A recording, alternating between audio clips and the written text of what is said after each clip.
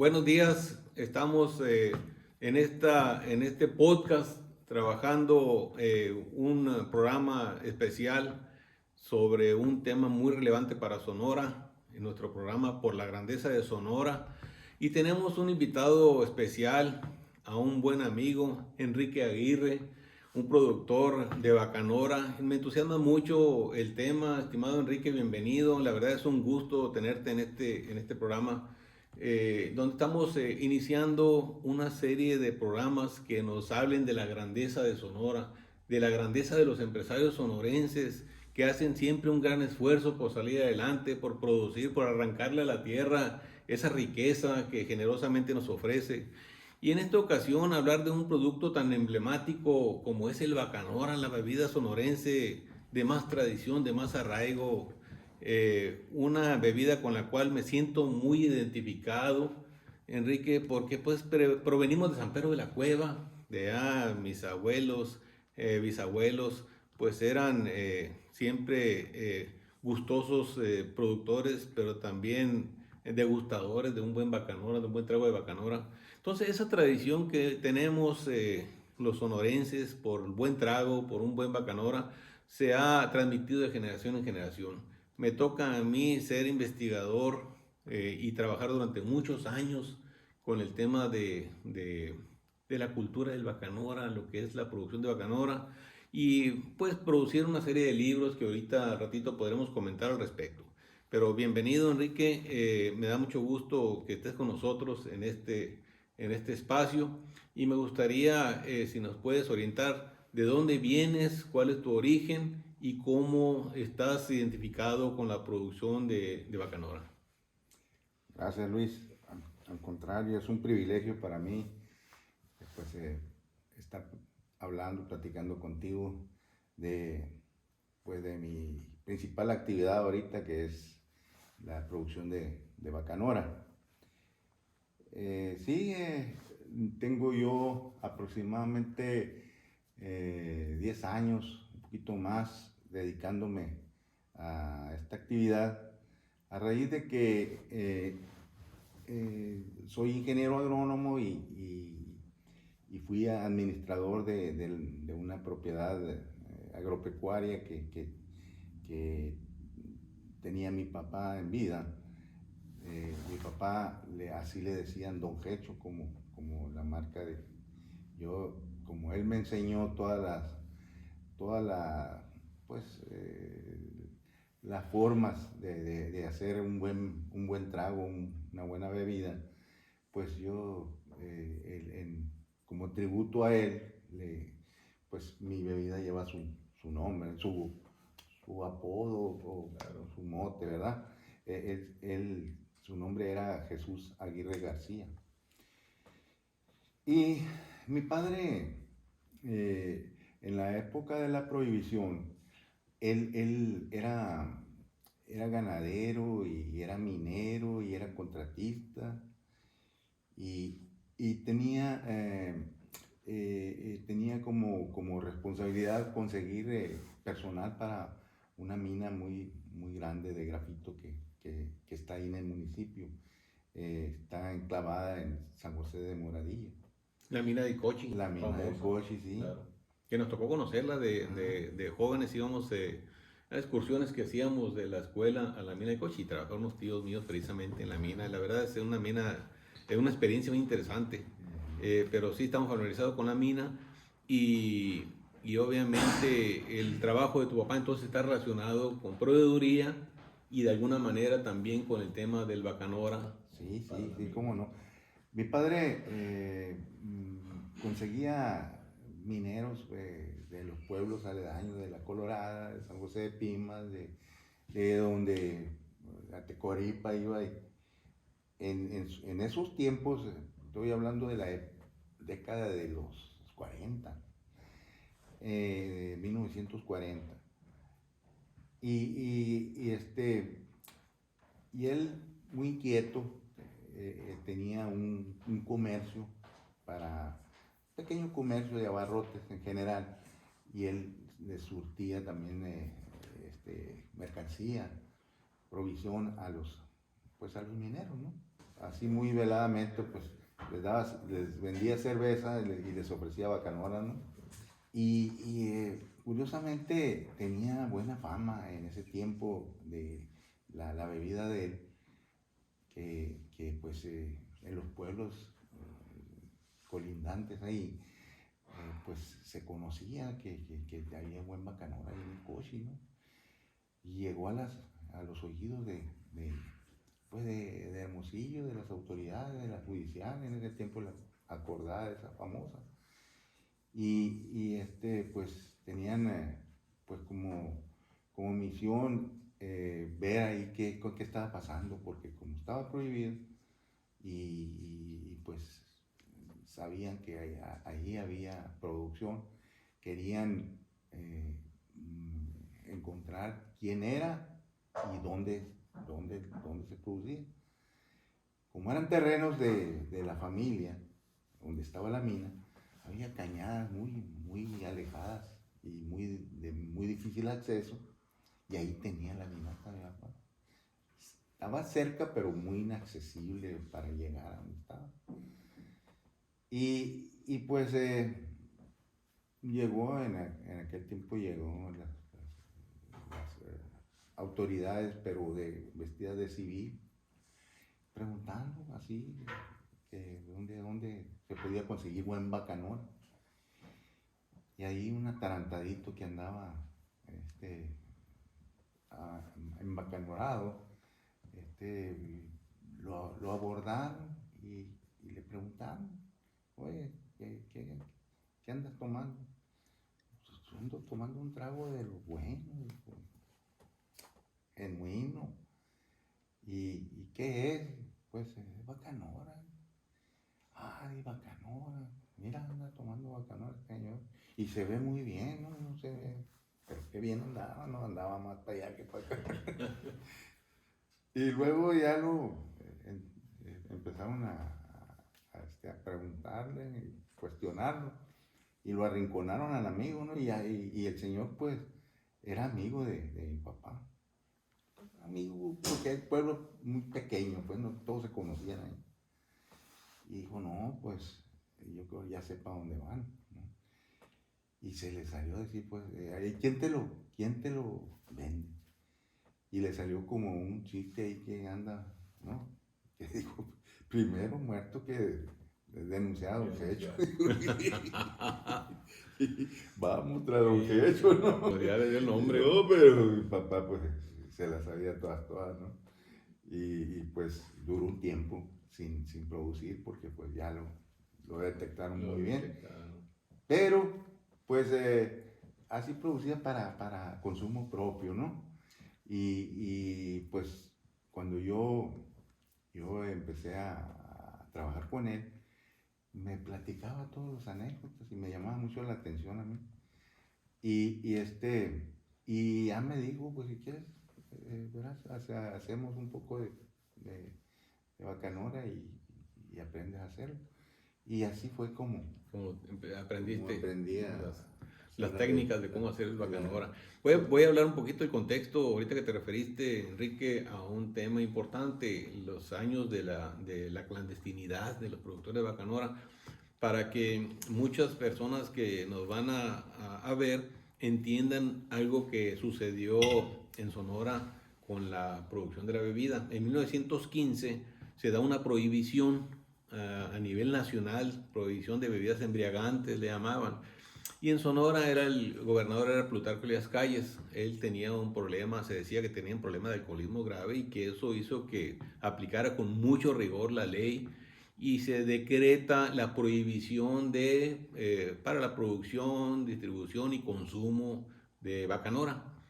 Ese decreto se publicó, y obviamente hay una fotografía emblemática donde Plutarco Elías Calles, rodeado de algunas de sus gentes, rompieron varias de majuanas y la están tirando ahí por donde está más o menos a la altura de la Cerdán y Rosales, por ahí está la foto, ¿no?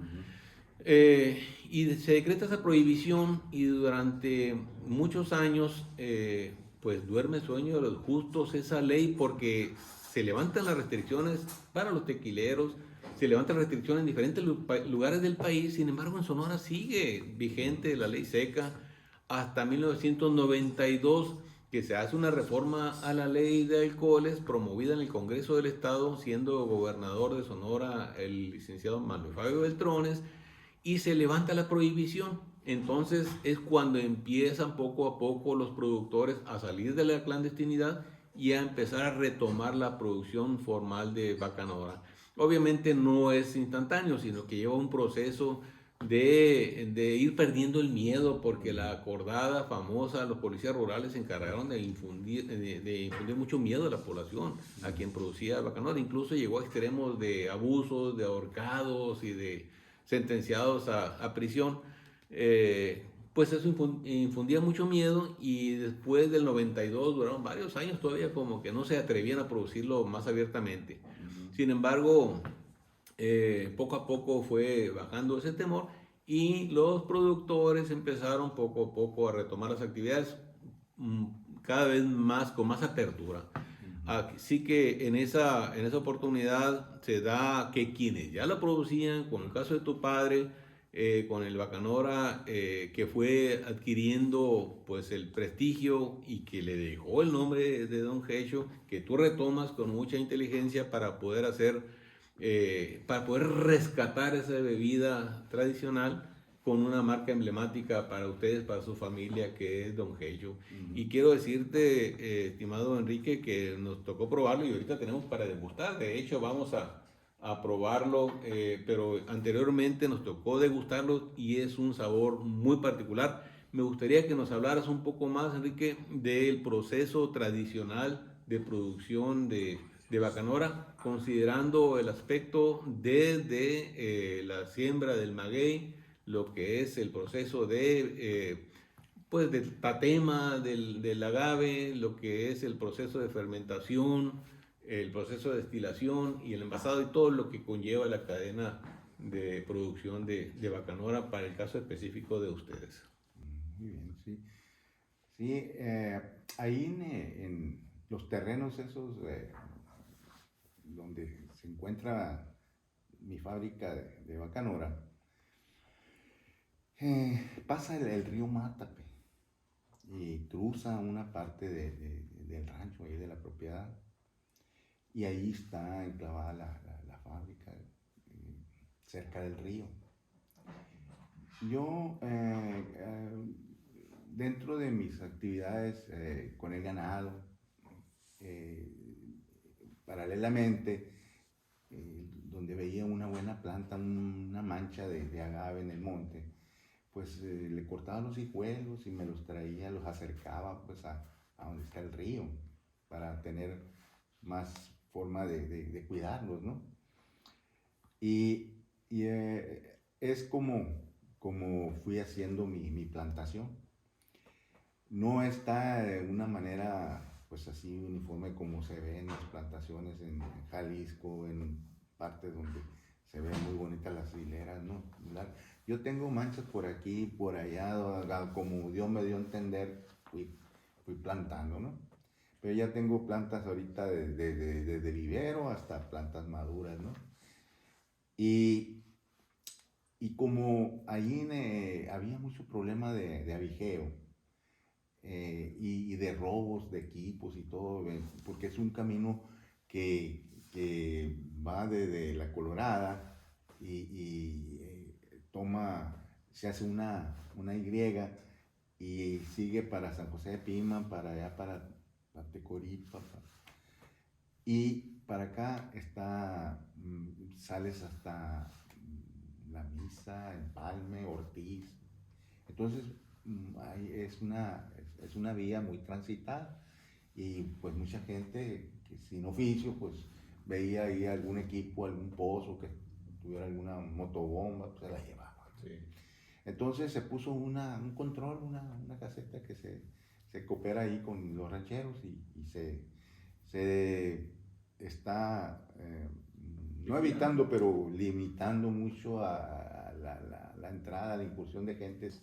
Vigilando, sí, sobre todo, pues no quién entra y quién sale, para que no se van a robar las para que no haya, y luego también lo del narcotráfico, pues no hay es muy tranquila la zona, ¿no? Ujú. Entonces, yo empecé pues con ciertos equipos que no eran los más adecuados, ¿no? De acuerdo a la norma oficial mexicana. Y me acerqué al Consejo Regulador de Bacanora y a pedir asesoría, consejo, orientación, y fui cambiando lo que no tenía bien y lo que no tenía bien organizado, bien como, como empresa. Tenía por acá la destiladora y tenía por acá el cuarto de fermentación y pues posteriormente ya me dijeron que la idea era de que nos certificáramos para proteger precisamente a la industria, para que nosotros obtuviéramos una bebida inofensiva, que cumpliera con la norma, y la norma pues nos limita a ciertos equipos con ciertos materiales, ¿no? Como no nos deja que usemos bandejas de cualquier material, ¿no? Entonces, aceros inoxidables o madera o plásticos de grado alimenticio, aprobados por la norma, ¿no? Sí. Entonces yo fui cambiando poco a poco, ¿no? De acuerdo a mis recursos, pues a mi capacidad económica, porque pues no ha habido mucho apoyo en cuanto a, si comparas esta actividad con otro tipo de cultivos, no tienes un navío, no tienes un refaccionario, no tienes forma de... Entonces sí ha habido ciertos apoyos, ¿verdad? Que yo algunos de ellos los he aprovechado, pero pues hace falta más asesoría técnica, hace falta más asesoría en cuanto a la logística de cómo el buen producto, cómo canalizarlo a un buen mercado para obtener buenos precios, ¿no? Nosotros producimos no precisamente conocemos estrategias de comercialización, y a veces no hemos vendido, no hemos entregado nuestro producto de acuerdo a la calidad que tenemos, conseguir darle el valor, ¿no? Pero hemos trabajado y estamos no haciendo el negocio del mundo, pero haciendo lo que nos gusta y tratando de hacerlo lo mejor posible. Pero yo creo que están sentando las bases también para el desarrollo más comercial, digamos, ¿no? de la bebida. Es un tema complejo. Nos tocó recibir instrucciones del gobernador López Nogales en aquellos años para trabajar el tema de la denominación de origen para el Bacanora, ahí de la mano con el contador Ricardo Rivera y con un grupo entusiasta de ganaderos. Me acuerdo de Guillermo Ocaña, Samuel Ocaña, me acuerdo del Cayo Aguayo, que era secretario de Agricultura en el Estado, que nos motivaban mucho, a un grupo de investigadores y a algún grupo de legisladores, presidentes municipales, para trabajar la denominación de origen, eventualmente la norma oficial mexicana. Nos toca redactarla, por supuesto, basados en mucha investigación, de la mano con el CIAD, de la mano con la Universidad de Sonora, con el IMADES, entre otras instituciones, todas trabajando bajo un objetivo. Luego con Eduardo Burr se hace un buen esfuerzo también para impulsar una serie de estrategias que permitan ir potenciando la producción de Bacanora. Entonces ha sido un esfuerzo de muchos años en el cual pues se van sentando las bases firmes para que la producción de Bacanora y la bebida propiamente recupere ese prestigio que siempre conservó a pesar de la clandestinidad, y que obviamente ahora ya se puede decir con mucho orgullo que el Bacanora tiene denominación de origen, que fue la tercera denominación de origen a nivel nacional en bebidas de esta naturaleza, después del tequila, que fue el número 1, el sotol, el mezcal y el bacanora. Eventualmente ya hubo otras bebidas destiladas que se han incorporado con su denominación de origen. Es un orgullo para Sonora el bacanora. Es difícil, ha sido difícil. Ahorita nos podrás platicar tus experiencias en este tema, pero ha sido difícil el poder consolidar la industria. Curiosamente, la industria tequilera recibe mucho impulso del gobierno federal, de los gobiernos estatales, porque está en varios estados la denominación de origen del tequila. La industria mezcalera también recibe muchos apoyos para que crezca y se fortalezca, y ha estado creciendo en los últimos años de manera impresionante. Sin embargo, el bacanora se mantiene todavía en una producción de muy baja escala. ¿A qué atribuyes, Enrique, que no haya podido despuntar el bacanora como las otras bebidas que han tenido un impulso muy fuerte? Bueno, yo pienso que como es lento, desde que uno planta el hijuelo o hace el vivero con semilla, si no le das, lo cultivas con los cuidados que requiere, dilata mucho tiempo para estar maduro, para estar listo para gimarse, ¿no? y procesarse. Pero si lo haces, si lo cuidas y lo riegas y lo deshierbas, haces las labores de cultivo, pues yo creo que sí acortas el tiempo a 5 o 6 años para que ya tenerlo listo. Y como es caro, nosotros estamos en un terreno que es lomerío bajo, no se puede regar con un riego de cielo abierto, de cultura de cielo abierto tradicional, con melgas, ¿no?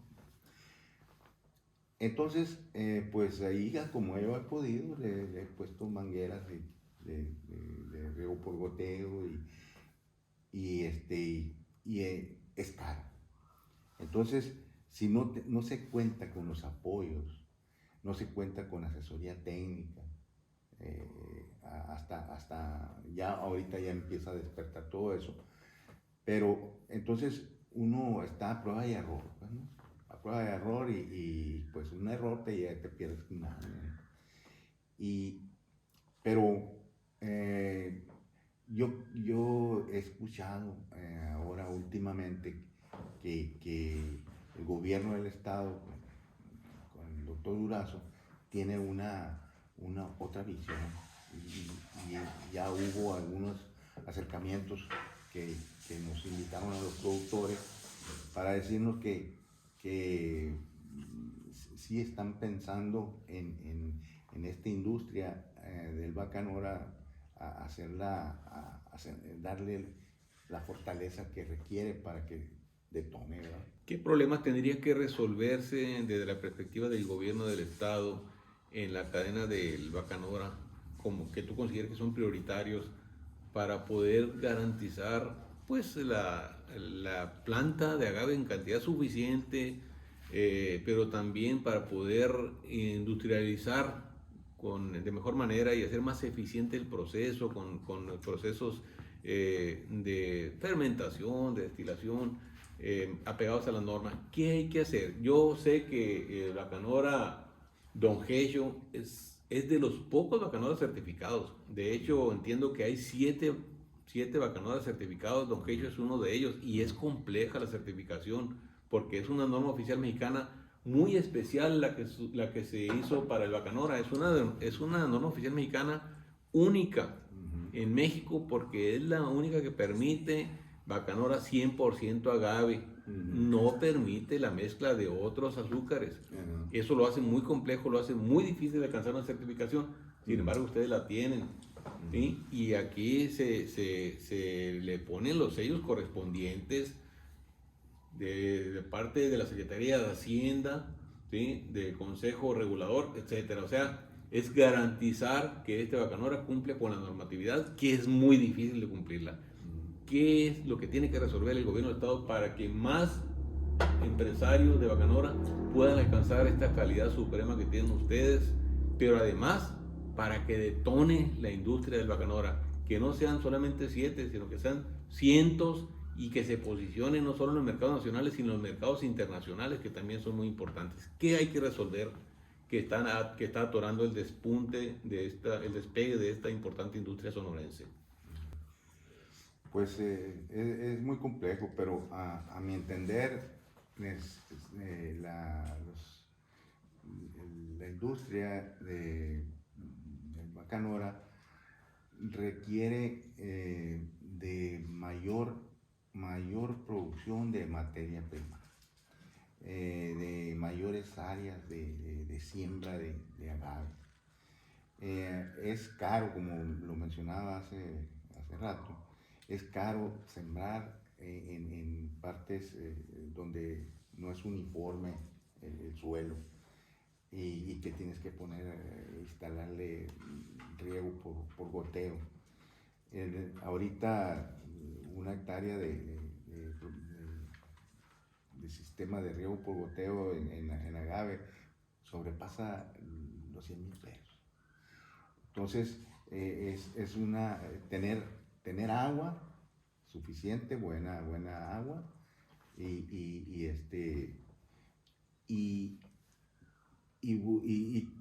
yo, en mi caso personal, particular, ahorita nosotros estamos exportando a Texas, pero ya se me han acercado otros importadores que quieren platicar conmigo para ver si llegamos a un acuerdo y a ellos también les puedo vender mi producto.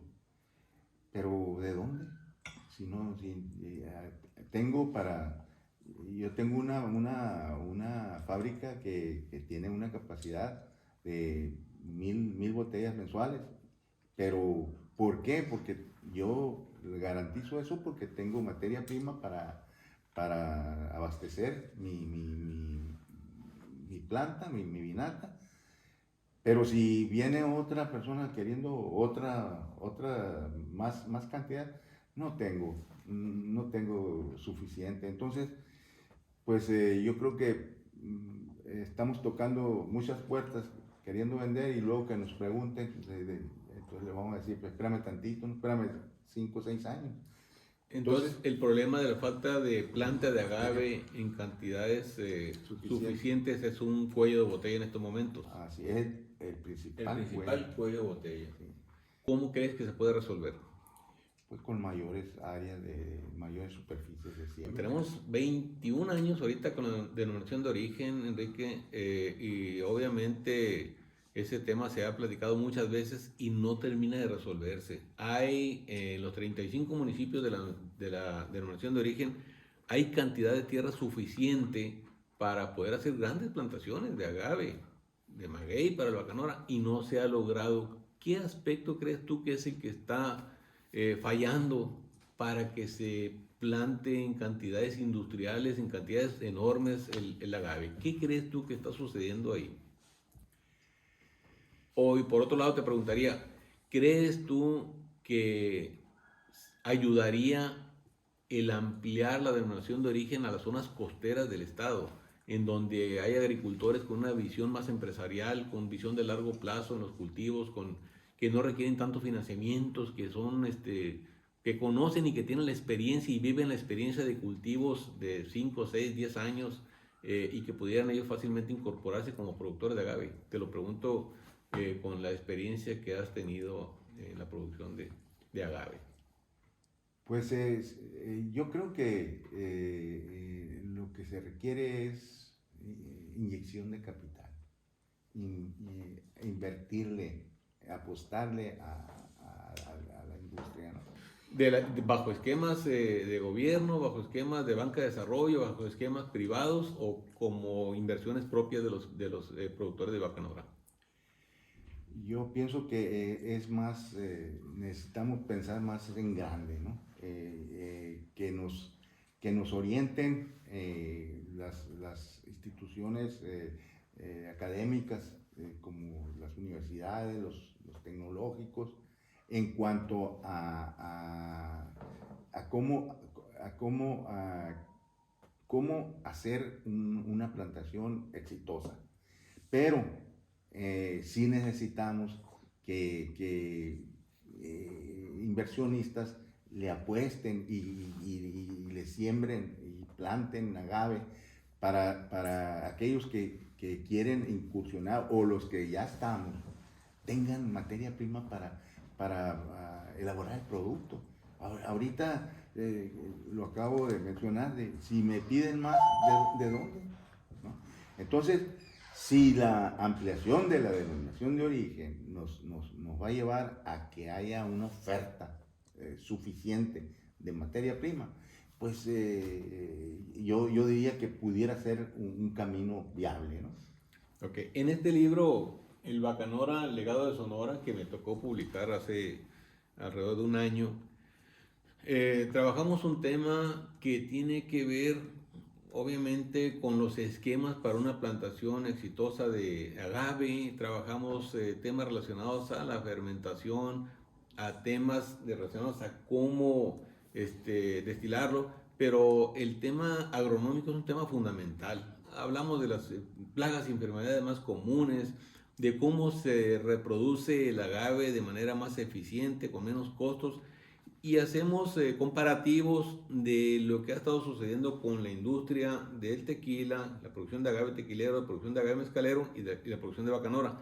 Y obviamente encontramos en esas entrevistas que hacemos a los productores la necesidad de incrementar las zonas agaveras.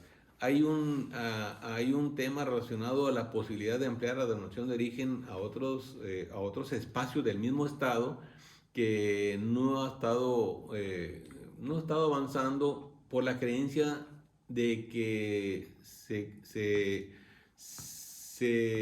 ha difundido mucho la idea de que el bacanora solamente se ha producido en la sierra por siempre, pues, ¿no?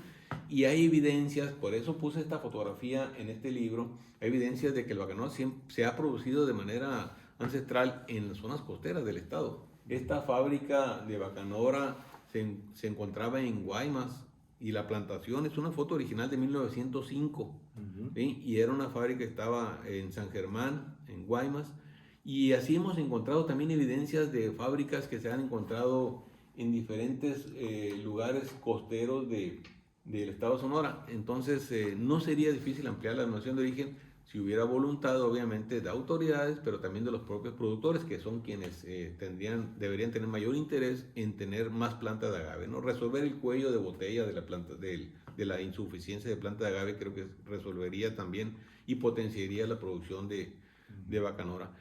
En materia, obviamente, del proceso industrial, ¿qué dificultades han encontrado o encuentras tú en tu propia empresa, y cómo lo estás abordando para resolverlo? El agua es un tema fundamental, agua de buena calidad para poder tener buenos procesos de destilación. ¿Cuáles son las problemáticas que te enfrentas en la parte industrial? Llámale fermentación, llámale destilación, envasado, todas esas partes tan relevantes, incluso el propio cocimiento del maguey, ¿verdad? Pues en mi caso particular, yo he visitado algunos productores amigos, y unos tienen ciertas facilidades y ciertas dificultades en cuanto a agua, disponibilidad de agua, en cuanto a disponibilidad de espacios, ¿ah?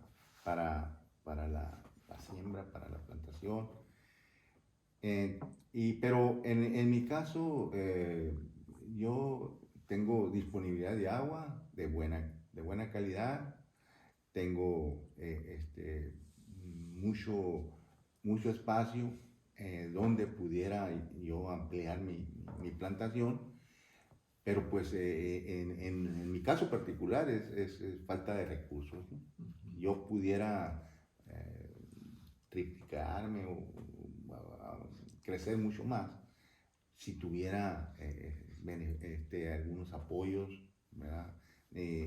de cualquier índole, ¿no? Claro. Y pues asesoría técnica también se requiere. Pues son... Ahorita, fíjese, nomás, si yo quiero, yo como certificado, para cuando preparo un lote, elaboro un lote de producto, necesito mandar mis muestras a analizar a Jalisco o a Oaxaca. No hay laboratorios No para hay, certificar aquí. actualmente aquí no hay, ¿no? Y es caro. Sí. ¿No? Entonces, así ese tipo de situaciones encarecen la operación, ¿no? Pues Enrique, la verdad es un privilegio haber platicado contigo en esta ocasión con este tema tan fascinante como es la producción de agave, la producción de bacanora en Sonora. Te felicito mucho por el esfuerzo que haces con tu bacanora, Don Hecho. La verdad, lograr esta calidad de producto con todos los procesos de certificación y elaboración tan complejos que has logrado dominar muy bien, pues merece un reconocimiento pues de los sonorenses, de parte de los sonorenses, para este importante esfuerzo que realizas. Quisiera brindar por ello, estimado Enrique, con Bacanora Don Hecho. Amigos, es un gusto estar con ustedes en esta ocasión. Brindamos con Bacanora de Sonora. Salud, Enrique, y muchas gracias. Gracias a ti.